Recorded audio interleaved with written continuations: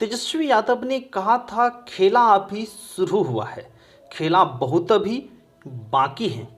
क्या तेजस्वी यादव जी बीजेपी और जेडीयू के सरकार को गिरा देंगे?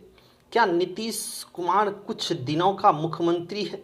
अब आप सोच रहे होंगे कि हम ऐसा क्यों कह रहे हैं, क्योंकि बिहार के पूर्व मुख्यमंत्री जीतन राम मांझी का जिस तरह से बयानबाजी चल रहा है, जिस प्रकार से जीतन राम मांझी कटाक्ष कर रहे हैं, कहीं ना कहीं तो ऐसा साबित हो रहा है कि कुछ अंदर में कुछ सही नहीं चल रहा है। यानी कि कहने का ये मेरा मतलब है कि बीजेपी जेडीयू और जीतन राम मांझी के बीच जो है कुछ सही नहीं चल रहा है। जीतन राम मांझी जो है वो लगातार जो है बयानबाजी कर रहे हैं। जीतन राम मांझी की हालांकि एक ही मंत्री पद मिले हैं, तो सबसे बड़ी बात यह है कि जीतन राम मांझी कहते हैं कि मुझे क्या मिला, जो पहले था मुझे अभी भी वही मिला। क्या हम भवन निर्माण मंत्री नहीं बन सकते हैं? क्या हमारे में वो काबिलियत नहीं है? क्या हम उनकी योग्यता नहीं रखते हैं? आप बताइए हमें, जो पहले था वही हमें मिला। हालांकि मांझी जी ये भी कहते हैं कि हमारी बातें जो है नीतीश कुमार से नहीं हुआ है, हमारी बातें जो हुआ है वो अमित शाह से हुआ है, और यह खबर हम अमित शाह को पहुंचा चुके हैं।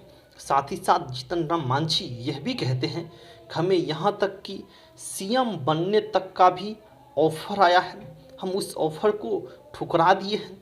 आप ही बताइए, क्या जीतन राम मांझी जो है दो मंत्री पद नहीं संभाल सकते हैं? क्या कोई और स्वास्थ्य विभाग हो, नगर मंत्री हो, क्या जीतन राम मांझी ये सभी मंत्री पद को नहीं संभाल सकते हैं? जब जीतन राम मांझी मुख्यमंत्री की पद को संभाल सकते हैं, तो क्या जीतन राम मांझी जो है अन्य मंत्री पद नहीं संभाल सकते हैं? मुझे कुछ नहीं मिला, जो पहले था वही मिला। हम आपको कुछ पॉइंट बताएंगे जिससे कि आपको ये लगेंगे कि बिहार सरकार जो है चंद दिनों का मेहमान है। क्योंकि आपको पता है कि 12 फरवरी को फ्लोर टेस्ट है। उस फ्लोर टेस्ट में जेडीयू और बीजेपी को साबित करना होगा कि हमारे पास जो है पूरा विधायक जो है अवेलेबल है, जितना बिहार में विधायक की संख्या होनी चाहिए सरकार बनाने के लिए।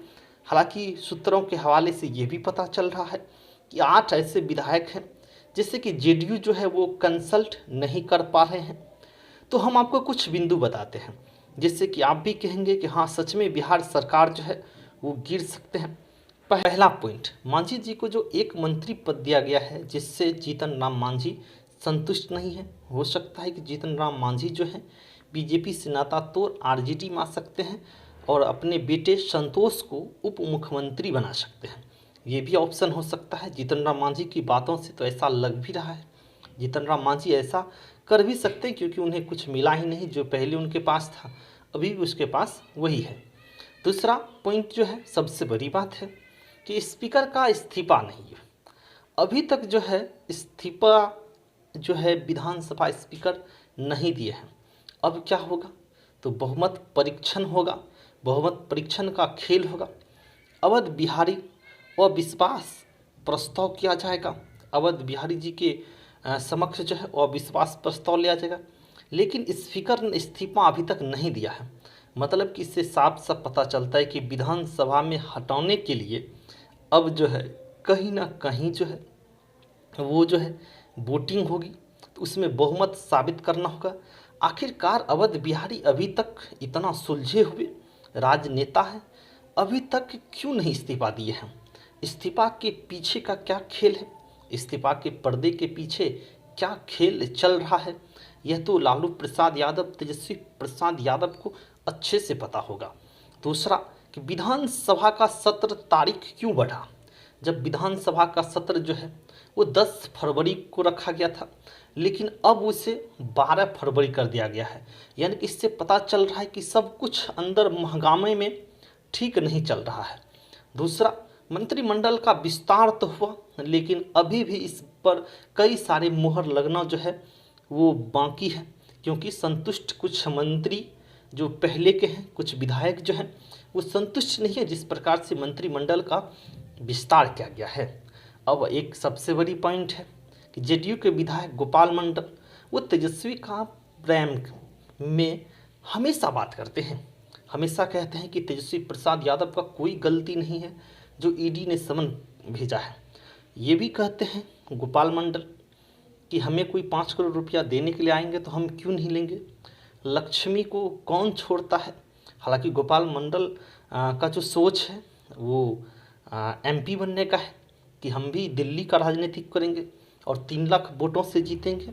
ऐसा गोपाल मंडल कहते हैं कि अगर भागलपुर लोकसभा क्षेत्र से अगर मुझे टिकट नहीं देगा तो फिर कुछ भी हो सकता है। ये बात का आश्वासन नीतीश कुमार को देना होगा। और आरजेडी अगर टिकट देते हैं भागलपुर लोकसभा क्षेत्र से, जहाँ पर कि मंडलों की संख्या काफ़ी अत्यधिक है, तो कुछ भी हो सकता है। यह तथाकथित बिंदु है। इस बिंदु को अगर आप देखेंगे तो आप ज़रूर कहेंगे कि बिहार में कुछ भी हो सकता है, क्योंकि नीतीश कुमार बीजेपी जो है 8 विधायक से कंसल्ट नहीं कर पा रहे थे। अब कुछ भी हो सकता है। अगर जीतन राम मांझी आ जाते हैं आरजेडी में तो नीतीश तेजस्वी यादव ने जो कहा था कि खेला अभी शुरू हुआ है, खेला तो हम खेलेंगे, शायद तेजस्वी प्रसाद यादव जी खेलने में सक्षम हो जाए।